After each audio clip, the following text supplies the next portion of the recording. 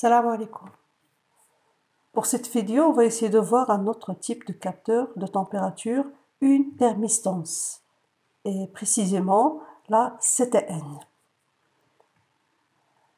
Un monte-charge sera utilisé pour déplacer des produits très sensibles à la température. Pour cela, on va placer un capteur analogique de température dans la cabine. La température de la cabine ne doit pas dépasser les valeurs suivantes. La température doit être comprise entre 5 degrés Celsius et 9 degrés Celsius. Le capteur de température R4 est branché dans la structure électronique ci-dessous, représentant la fonction qui génère une tension VS2, image de la température de la cabine du monte-charge. Donc la résistance R4, c'est cette résistance montée dans un pont de Weston. Donc vous pouvez remarquer ici, elle est variable. Bien sûr, variable en fonction de quoi? En fonction de la température. En degrés Celsius, la valeur de la résistance varie avec la variation de la température. Et vous pouvez remarquer ici le signe moins. Le signe moins, ça veut dire que c'est une CTN. Lorsque la température augmente, la valeur de la résistance, qu'est-ce qu'elle va faire? Elle va diminuer. Si vous trouvez le plus, ça va être la CTP. C'est-à-dire lorsque la température augmente, la valeur de la résistance va augmenter aussi. Les amplificateurs opérationnels sont supposés parfaits. Parfait, ça veut dire que les courants d'entrée égale à 0 et le E+ égale à E- en mode linéaire. Le capteur de température est une thermistance à coefficient de température négatif, CTN. Donc une thermistance, c'est un capteur qui capte la température et transforme l'image de la température à une résistance. Il y a deux types, il y a les CTN et les CTP. Sa résistance varie en fonction de la température selon la loi suivante. Donc ici, on vous donne la loi de la variation de la CTN. Ici, c'est la résistance image de la température donnée par la CTN égale à R0 exponentielle de bêta, facteur de 1 sur T moins 1 sur T0. T et T0 sont en degrés Kelvin. R0 égale à 10 kOhm. La résistance à la température T0 égale à 298 degrés Kelvin. E, c'est la base du logarithme népérien. Bêta égale à 3977 degrés Kelvin est un coefficient donné par le fabricant. On rappelle aussi que la température en degrés Kelvin égale à la température en degrés Celsius plus 273. Il se peut qu'on vous donne la formule en fonction de la température en degrés Celsius. Donc, on va changer la valeur de bêta. On va vous donner le bêta en fonction de degrés Celsius. Et lorsqu'on va travailler avec la formule, bien sûr, je dois travailler avec le degré Celsius. Mais dans notre cas, la formule, elle est en degrés Kelvin. Étude de premier bloc. Cochez la bonne réponse pour identifier la CTN. La résistance de la CTN augmente avec l'augmentation de la température. La résistance de la CTN diminue avec l'augmentation de la température. Bien sûr, on a dit que c'est une CTN. CTN, coefficient de température négative. Ça veut dire quoi? Lorsque la température augmente, la valeur de la résistance, qu'est-ce qu'elle va faire? Elle va diminuer. Voilà donc la bonne réponse. Pour la CTP, c'est l'inverse. Convertir les deux températures suivantes en degrés Kelvin. Puisque la formule elle est donnée en degrés Kelvin, je dois, pour trouver l'image de la température, je dois convertir les températures en degrés Kelvin. Bien sûr, ici, on vous demande la température minimale en degrés Kelvin et la température maximale en degrés Kelvin. Il suffit d'utiliser la formule déjà proposée. La température en degrés Kelvin égale à la température en degrés Celsius plus 273. Et je peux calculer facilement la valeur 5 plus 273 égale à 278 degrés Kelvin. Pour la température maximale 9 degrés, donc 9 plus 273, ça donne 282 degrés Kelvin. Troisième question, déterminer les valeurs de R4. R4, c'est la résistance de la CTN, correspondante à T min, qui est égal à 5 degrés Celsius, et à Tmax égale à 9 degrés Celsius et complétez aussi le tableau proposé. Voilà, on vous donne un tableau qui va regrouper la valeur de la température en degrés Kelvin, degrés Celsius, degrés Kelvin et la valeur image de la température. Donc, je calcule déjà la résistance de la CTN pour la température minimale. Qu'est-ce qu'on va utiliser? Déjà, on vous a donné la formule. La résistance R de la CTN égale à R0 exponentielle de bêta, facteur de 1 sur T moins 1 sur T0. À utiliser, bien sûr. R0 exponentielle de bêta, facteur de 1 sur T min, je remplace la température ici par la température minimale, moins 1 sur T0. Toutes les informations sont données, je remplace. R0 égale à 10 kg, 10 à la puissance 3, exponentielle de bêta, facteur de 1 sur 278, la valeur qu'on a déjà calculée ici, moins 1 sur 298, la valeur fournie par le fabricant. La suite, je calcule et je retrouve 26,11 kOhm. Je refais la même chose ici pour la température maximale, d'accord? Application numérique, je calcule et je retrouve la valeur 21,32. Qu'est-ce que je remarque ici? Pour la température minimale, la valeur de la résistance égale à 26,11 kg. Et pour la température maximale, la résistance égale à 21,32 kg. Ça veut dire que la résistance diminue. C'est tout à fait normal puisqu'on utilise une CTN. Qu'est-ce qu'on a dit? Pour la CTN, la résistance de la CTN diminue avec l'augmentation de la température. Et je peux compléter facilement le tableau maintenant. Donc, pour la température degrés Celsius 5, c'est 278 degrés Kelvin. Et pour la valeur, c'est la valeur qu'on a déjà calculée. On vous demande ici la valeur en ohm, donc à ne pas oublier le kilo ici. Soit vous mettez le kilo, soit vous mettez 10 à la puissance 3. Donc 26,11 10 à la puissance 3 ohm, ou bien 26,11 kg, et par la suite ohm. Je fais la même chose pour 9 degrés, 282 degrés Kelvin, et la valeur trouvée c'est 21,32 kg ohm, ou bien 21,32 10 à la puissance 3. On va passer maintenant pour l'étude du deuxième bloc. Quel est le mode de fonctionnement de l'AOP1 et de l'AOP2 et justifier votre réponse. Donc avant de commencer, je vais revoir le schéma pour voir le deuxième bloc. Donc le premier bloc, c'est le bloc qu'on a déjà étudié ici. C'est le bloc avec le capteur et le pont de Weston. Pourquoi le pont de Weston? Bien sûr, puisque l'image de la température, c'est une résistance, il faut l'alimenter pour trouver une tension image. Donc la tension image ici, c'est la tension UAB, la différence de tension entre le point A et le point B. Donc toutes les résistances doivent avoir la même valeur. Et bien sûr, au repos, la résistance R4 a la même valeur que les résistances R1, R2, R3. C'est l'équilibre de pont. Mais lorsque R4 capte une température, la valeur de R4 change. Et bien sûr, la tension UAB, elle va changer. À l'équilibre, UAB égale à 0. Mais dès qu'il y a une petite variation, UAB varie proportionnellement avec la variation de la résistance R4. Voilà, donc le deuxième bloc, qu'est-ce que je retrouve dans le deuxième bloc? On retrouve deux amplificateurs opérationnels. Je peux remarquer pour le AOP1, l'amplificateur opérationnel A, il y a la réaction négative à travers la résistance R6, la contre-réaction. La sortie revient vers la borne moins, donc il va fonctionner en mode linéaire. Je peux même détecter quelle est la fonction réalisée autour de montage. Donc je peux remarquer ici qu'est-ce qu'on applique, la tension qu'on va appliquer.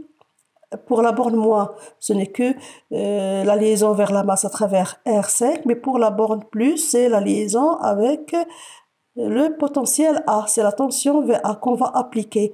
Donc c'est un amplificateur puisqu'il travaille dans le mode linéaire. Quel type d'amplificateur? Amplificateur non inverseur. La tension est appliquée à la borne plus. Pour le deuxième amplificateur, je peux remarquer aussi que le AOP fonctionne en mode linéaire, d'accord? Il fonctionne en mode linéaire puisqu'il y a la réaction négative. Le montage va représenter un amplificateur. Quel type d'amplificateur? Il suffit de revoir les entrées. Donc pour la borne moins, le E-, elle est reliée à travers R7 vers la tête de la flèche ici vers VS1, c'est-à-dire vers la tension VS1. Pour la borne plus, elle est reliée vers le point B. Donc à la tension VB ou bien au potentiel VB, c'est-à-dire deux tensions qu'on va appliquer à l'entrée de l'AOP2. Ça va réaliser quelle fonction? C'est un amplificateur soustracteur. ou bien un amplificateur différenciateur. Je reviens maintenant vers l'exercice pour compléter quel est le mode de fonctionnement de l'AOP1 et l'AOP2 et la justification, bien sûr, le mode de fonctionnement, qu'est-ce qu'on a dit? C'est le mode linéaire, car il y a une contre-réaction ou bien une réaction négative. Quelle est la fonction réalisée par le montage autour de chaque AOP? Le montage réalisé autour de l'AOP1, qu'est-ce qu'on a dit? C'est un amplificateur? Non, inverseur. Le montage réalisé autour de l'AOP2, qu'est-ce qu'on a dit? C'est un amplificateur soustracteur. Donnez l'expression maintenant de VA en fonction de VCC, R1, R2. Je vais revenir toujours vers le montage et voir où se trouve la tension VA. VA, c'est cette tension, d'accord? Cette tension, bien, c'est tension potentielle, c'est pareil, puisqu'on travaille ici par rapport à la masse. Donc ici, VA se trouve où? Se trouve au bord de la résistance R2. Même point ici, même point. Elle se trouve au bord de la résistance R2. Où se trouve cette résistance? Donc, je peux partir ici, d'ici, la masse R2, le point A. Ici, c'est quelle broche? C'est la liaison avec le E+. Qu'est-ce qu'on a dit? Pour le E+, elle est égale à 0. Donc, pas de courant à ce niveau-là. Pas de courant à ce niveau-là. Donc, je parcours de la masse R2, le point A, R1 après VCC. C'est-à-dire que le courant qui parvient de VCC, qu'est-ce qu'il va faire? Il va partager en deux parties. Une partie vers R4 et une partie vers R1. Le courant qui traverse R1 va traverser en même temps R2 vers la masse. Donc finalement, je peux dire que R1 et R2, ils sont en série. Et la tension totale aux bornes de ces deux résistances que je peux représenter ici, c'est cette tension ici. La tension VCC par rapport à la masse. Donc, qu'est-ce que je peux dire? La tension totale entre les deux résistances, ce n'est que la tension VCC, puisque VCC, c'est par rapport à la masse. Donc, la tension aux bornes de R2, ce n'est que la tension VA. Les deux résistances, elles sont en série. Je peux appliquer directement le diviseur de tension. Donc, on va obtenir que le VA sera égal à VCC, divisé sur, plutôt multiplié par R2, divisé sur R1 plus R2. D'accord? Je peux faire la même chose ici, à ce niveau-là. Pour le point B. Donc, pour le point B, qu'est-ce que je remarque? Le courant à ce niveau-là, c'est égal à 0. La tension VB ici, c'est ce qu'on va vous demander de calculer par la suite. La tension VB, je prends la masse où se trouve la tension VB, R3, R4 et VCC. Donc, le courant qui parvient d'ici, qu'est-ce qu'il va faire? Il se partage, on a déjà dit ça, en deux. Une partie vers R1 et la deuxième partie vers R4. Pas de courant ici, vers R3 et vers la masse. Donc, je peux dire aussi que R3 et R4, ils sont en série. Et la tension totale entre les deux résistances, ce n'est que ce point. C'est la tension VCC. Donc, je peux directement appliquer le diviseur de tension aussi pour calculer, ou bien pour donner l'expression de VB. VB se trouve où? Je prends la tension VB, elle est au bord de quoi? Elle est au bord de la résistance R3. Donc, ça va être VB égale à VCC, la tension totale, multiplié par R3 divisé par R4 plus R3. Comme ça, je peux calculer le VA et le VB. Je reviens vers le petit calcul et on va essayer de retrouver maintenant à quoi est égal le VA. VA qui est égal à VCC, la tension totale, multiplié par R2 divisé sur R1 plus R2. On a appliqué le diviseur de tension au bord de quoi? Au bord de la résistance R2, puisque le VA se trouve au bord de R2. Même chose, donnez l'expression de VB en fonction de VCC, R3 et R4. VB qui se trouve au bord de R3 égale à la tension totale qui se trouve entre les deux résistances R3 plus R4 qui sont en série. D'accord? Donc, c'est VB qui est égal à VCC multiplié par R3 sur R3 plus R4. Et bien sûr, qu'est-ce qu'on a appliqué? C'est toujours le diviseur de tension. Donnez l'expression maintenant de VS1 en fonction de VA, R5, R6. Je dois revenir toujours vers le montage pour chercher où se trouve VS1. Voilà le VS1. C'est la sortie de premier montage ici. Premier AOP. Donc, on vous demande le VS1 en fonction de quoi? En fonction de VA. Où se trouve le VA? Ce n'est que l'entrée plus. Voilà, c'est l'entrée plus. D'accord? Et le E-, où se trouve le E-, c'est cette valeur-là. Donc, le E-, je peux appliquer le diviseur de tension directement. On peut remarquer que je peux appliquer le diviseur de tension. Voilà. C'est le E- ici. Le E- se trouve où? Il se trouve au bord de la résistance R5. Donc je prends toujours la tension des les deux côtés ici, je projette et je trouve que c'est au bord de la résistance R5. Qu'est-ce que je peux appliquer? Le E- sera égal à la tension totale entre les deux résistances R6, R5, puisque les deux résistances sont en série, pas de courroie à ce niveau-là, pour la borne moi, toujours même condition. Donc les deux résistances R6 en série avec R5. Au bord des deux résistances, il y a une seule tension VSA. Donc la tension VSA va se diviser une partie au bord de R5 et une partie au bord de R6. Ce qui m'intéresse, c'est la partie qui va se trouver au bord de R5. Sera égal à VCC multiplié par R5 divisé sur R5 plus R6 avec le E plus qui est égal à VA. D'accord?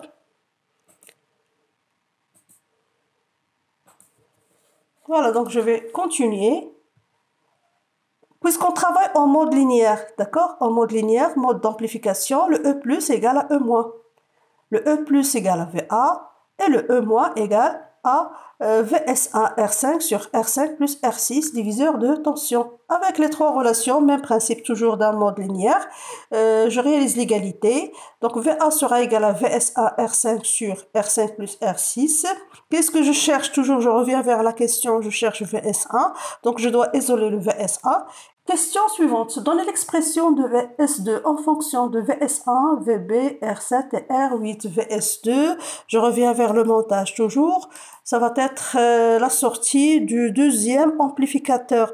Donc on va travailler avec ce montage-là. Le montage autour de l'AOP2.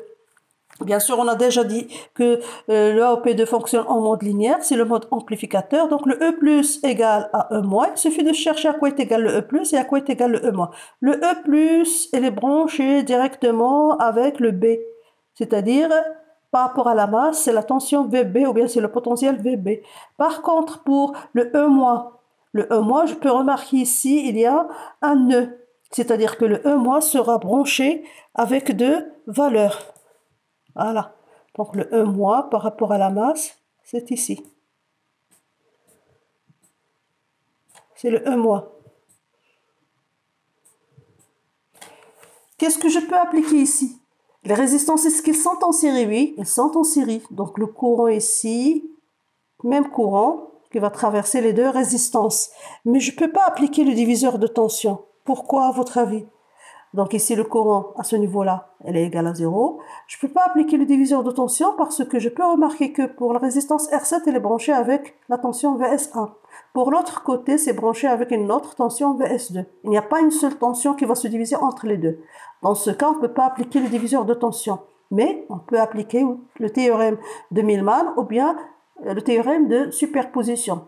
Donc pour le Millman, je mets la main à ce niveau-là et je cherche les branches. On a deux branches, la branche à travers R7 et la branche à travers le R8. Donc la tension E-, ou bien le potentiel E- sera égal à VS1 divisé sur R7 plus VS2 divisé sur R8 et le tout divisé sur 1 sur R7 plus 1 sur R8. Vous simplifiez votre relation et vous allez retrouver le E plus simplifié. Le théorème de superposition, c'est ce que je vais utiliser moi. C'est plus simple. Donc, puisqu'on a uniquement deux tensions, mais s'il y a plusieurs branches, à ce moment-là, je dois penser à utiliser le Millman toujours. Donc, vous pouvez remarquer ici, on croise tension avec résistance. Donc, qu'est-ce qu'on va trouver? VS1 multiplié par R8 plus VS2 multiplié par R7 et le tout divisé sur R7 plus R8.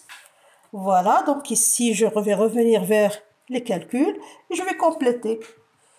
E plus 2 égale à E moins 2, E plus 2 égale à VB, E moins 2 égale à VS2 R7 plus VS1 R8 sur R7 plus R8 en utilisant le théorème de superposition. Vous pouvez aussi utiliser le théorème de Millman.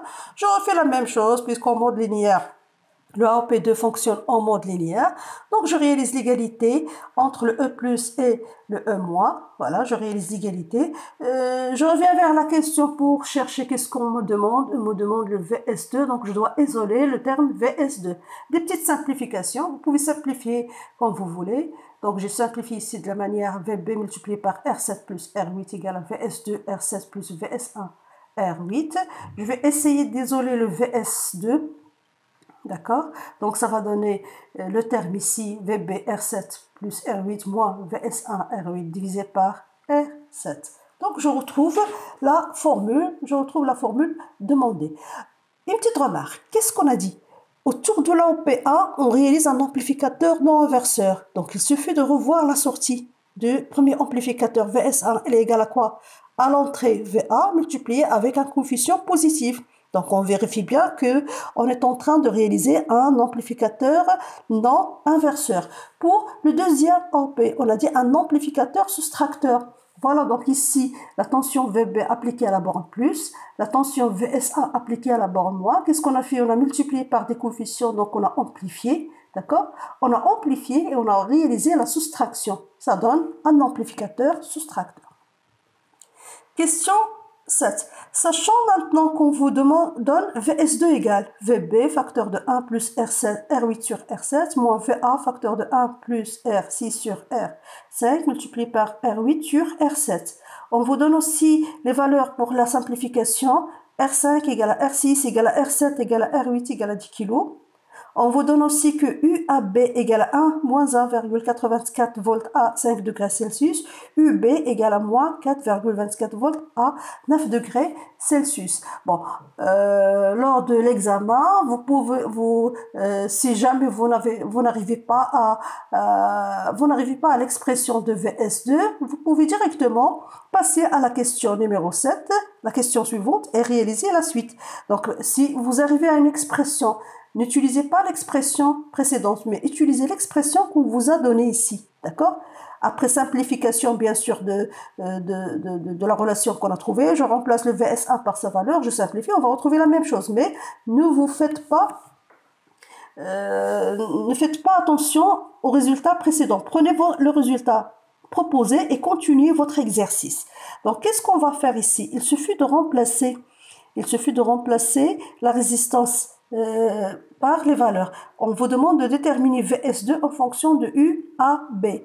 D'accord? Donc, je remplace les valeurs ici dans l'expression et je simplifie puisqu'on a égalité à ce niveau-là. C'est ce qu'on va faire. VS2 sera égal VB facteur de 1 plus R8 égale à R7, donc ça va donner le terme 1, moins VA facteur de 1 plus R6 sur R7, puisqu'il y a égalité, ça va donner le terme 1, multiplié par R8 sur R7, il y a égalité, ça donne le terme 1.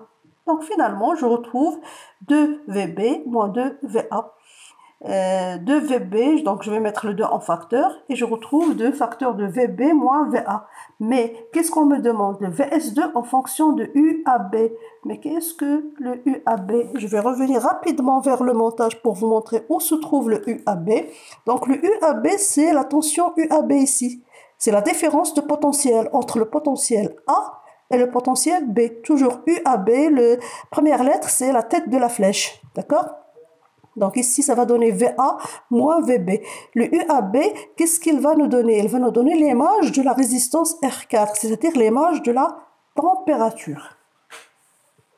Voilà, donc ici, le UAB, dans ce sens, elle est positive. Dans l'autre sens, ça va être UBA, c'est-à-dire négative. On va continuer maintenant. Donc ici, il suffit d'inverser à ce niveau-là. Ou bien, on a le UAB. Qu'est-ce qu'on a dit? C'est VA moins VB. Si j'inverse, ça va être égal à moins VB moins VA. Donc, je peux introduire le signe moins à l'intérieur, ça va donner moins. Le moins avec le moins, ça donne le plus. Donc, on revient à la même formule. Comme si on a factorisé avec le signe moins. Donc, il suffit que je remplace à ce niveau-là. Qu'est-ce qu'on va obtenir? VS2 qui sera égal à moins 2 UVA moins VB, c'est-à-dire moins 2 UAB. Donc, petite simplification. Déduire alors la valeur de VS2 correspondante à T min qui est égal à 5 degrés et à T max égal à 9 degrés Celsius. Il suffit de revoir les informations données à ce niveau-là. UAB pour 5 degrés Celsius égale à moins 1,84 et pour 9 degrés Celsius, c'est égal à moins 4,24. Je remplace dans la formule précédente et je peux calculer VS2 min pour la température minimale, donc moins 2 facteur de moins 1,84 et ça donne 3,68 volts. La deuxième valeur, VS2 max, moins 2 facteur de moins 4,24, ça donne 8,48 volts. Et c'est terminé. Et bonne chance.